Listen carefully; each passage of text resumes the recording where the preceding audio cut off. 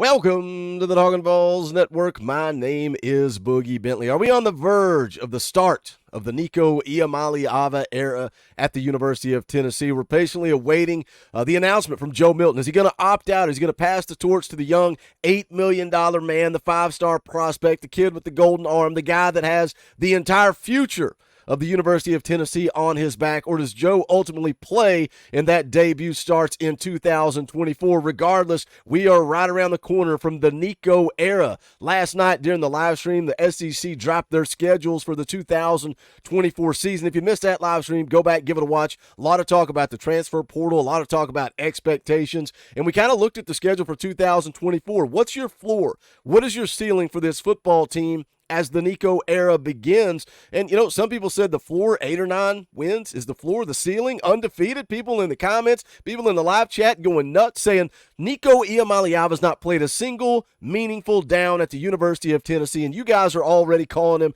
the next Peyton Manning. You're calling him a Heisman Trophy winner. You're calling him a first-round NFL draft pick. But for me, when I look at the schedule, I think Tennessee likely, just like 2023, now did that play out the way we wanted? No, so it doesn't always mean anything, but I think they're going to be favored in at least 9 games, if not 10 games. It'll be interesting to see the first half of that season. Oklahoma, what do they look like? You got to go on the road and play the Sooners, so I don't know if Tennessee will be favored in that game or not. Going to be some toss-up games. Some of you guys are concerned about NC State. The Gators are who they are until Tennessee turns that corner and starts to put Billy Napier in the rearview mirror. That game's always going to be circled as a toss-up game. I think Georgia, Alabama, both going to be favored, but I like the schedule for Tennessee in 2024, and I think we've got a special quarterback in Nico Iamaleava, but is it too much pressure? Again, reading some of your comments. Is it too much pressure? Is Nico going to live up to the hype? I believe so, and I've been sitting on this for quite some time. This is a confidence booster for me. Boogie, why are you so confident? Why are you listening to everything Coach Jay's putting in your ear about Nico? Well, it comes from Kevin Pearson. He coached at Cathedral High School in Los Angeles for 22 years. He coached Bryce Young. You might remember him. Heisman Trophy winner, national championship winner, first-round draft pick. You remember that guy?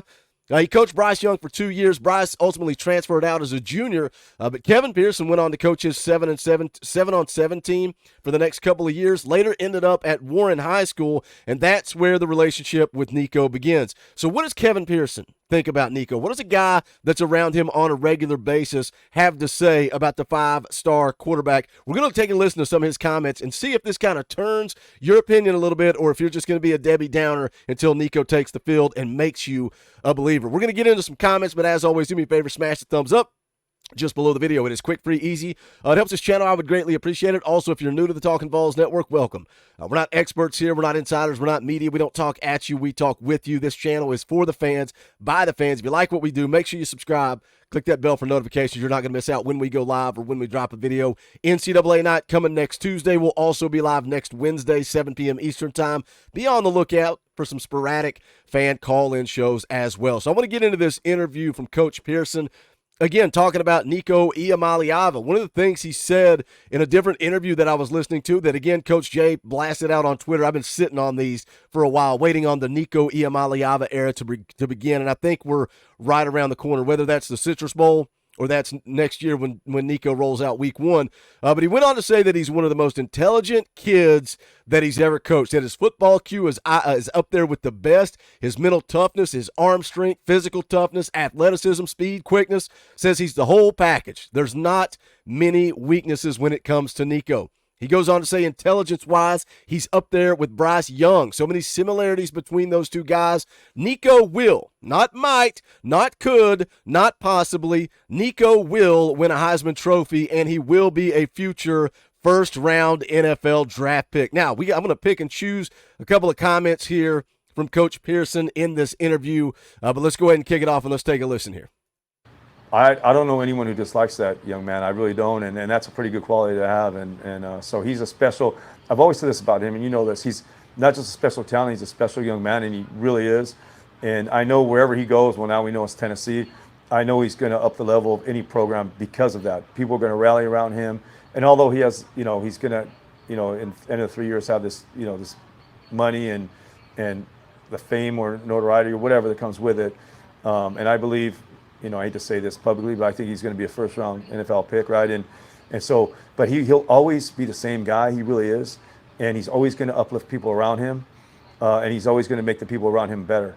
And so, right out of the gate, he's talking about how he's going to improve whatever program he ends up at, which he had already committed to Tennessee at that time.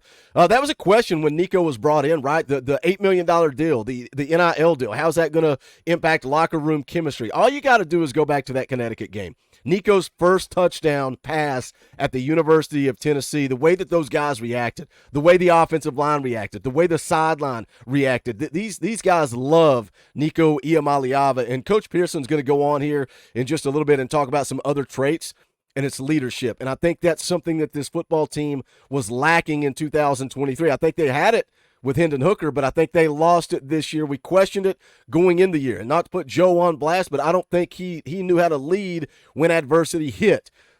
I think Nico knows how to do that. I think he understands how to do that. And as we go through these comments, if you're one of these guys that you're sitting there, you're listening to this video, and you're going, I don't care what this guy says. I know more than this guy. Coach Pearson's coached a lot of high school football. Stick around because he's going to defend himself at the end of this video if you're doubting. Let's continue to listen to what Coach P has to say about Nico Iamaleava. So, whatever program he's going to go to, what we know it's Tennessee now, he's going to make that program better just because of who he is, just the kind of kid he is. Doesn't matter how talented he is. It's because people will love him, and they're going to play hard for him, and they're going to rally around him, and the fans are going to love him. And he's going to be a big deal in Tennessee. And I'm not talking about just football-wise, in the community. He's going to be a really big deal for them, a special young man that people are going to know for years and years and years. People are going to want to play for him, play hard for him. Leadership, lead by example. That excites me about the future with Nico. Let's go on and hear a little bit more from Coach P. I'm going to skip ahead just a little bit, and he's talking about some of the qualities that Nico has. People always ask me about Bryce Young, right? Obviously, coached him, and Bryce has that same way of making people feel special and maybe people feel good, right? So he's going to do that everywhere he goes. So he's going to be big in any community he's in, and he's going to be a big asset. I mean,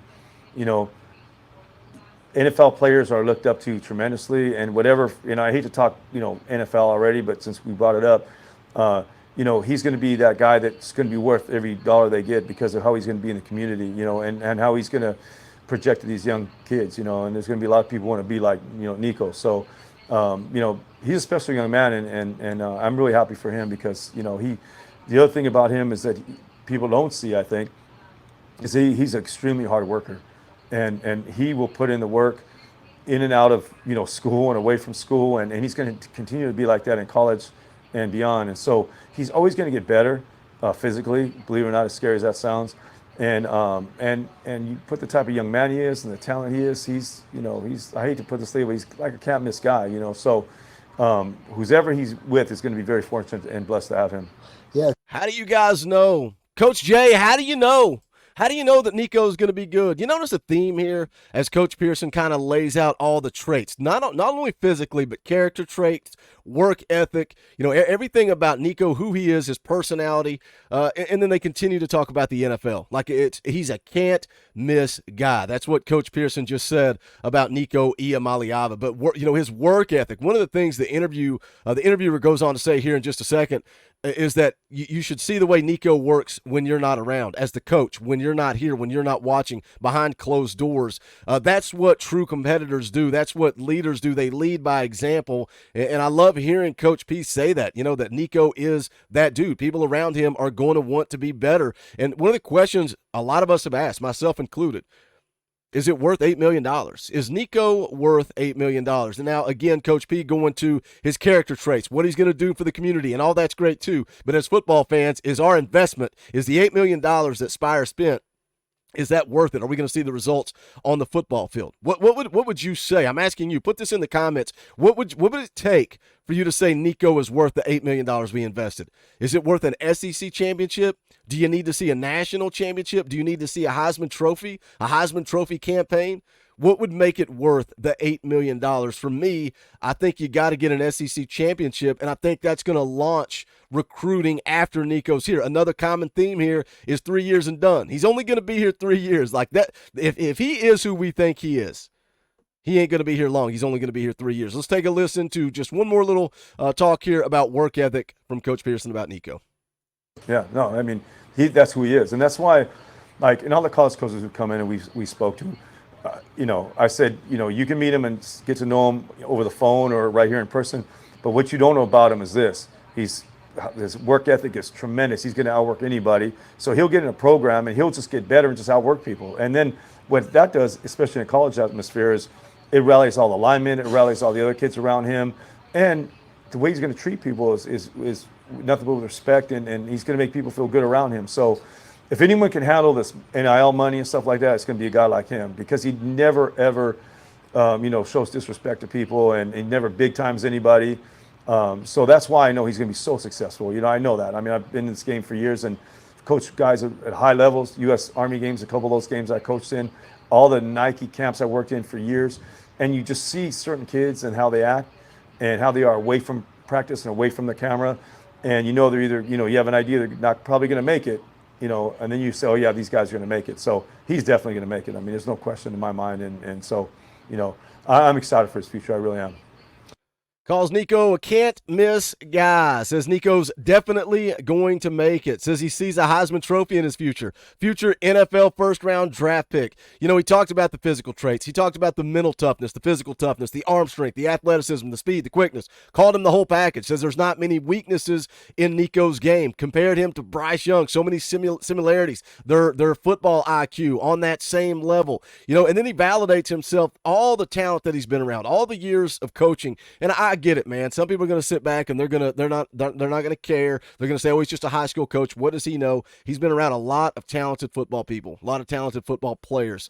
So I trust that. That's why Coach Jay has been such an asset to this community, being able to bring that knowledge. Now Coach Rice, so many of you guys that coach high school football and understand the game more than some of us just casual fans or diehard fans or psychotic fans, whatever the case may be. But I've been sitting on this one for quite some time. I wanted you guys to hear the words from Nico's high school coach. What do you say?